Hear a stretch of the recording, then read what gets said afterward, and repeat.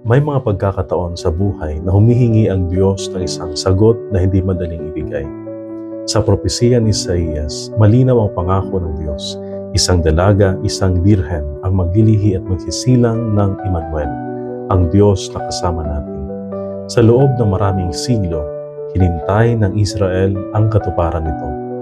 Sa Ebanghelyo, nakita natin kung paano tinupad ang pangakong ito sa banal na Birheng Maria, isang simpleng dalaga sa Nazaret, walang kapangyarihan, walang yaman, ngunit puspos ng pagpapala ng Diyos. Sa anunsyo ng Anghel Gabriel, ang mahal na birhen ay hindi nagtanong upang tumanggi, kundi upang umunawa.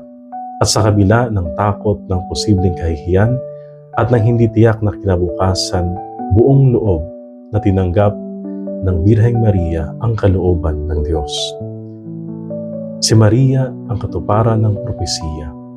Ang Birheng naglihi hindi sa pamamagitan ng tao, kundi sa kapangyarihan ng Espiritu Santo.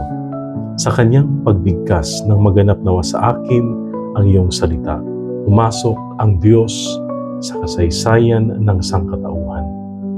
Hindi sa pamamagitan ng lakas, kundi sa pamamagitan ng pagtanggap.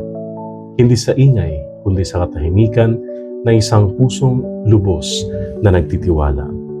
Sa ikalimang araw ng simbang gabi, inanyayahan tayo ng Banal na Birheng Maria na suriin ang ating sariling tugon sa Diyos.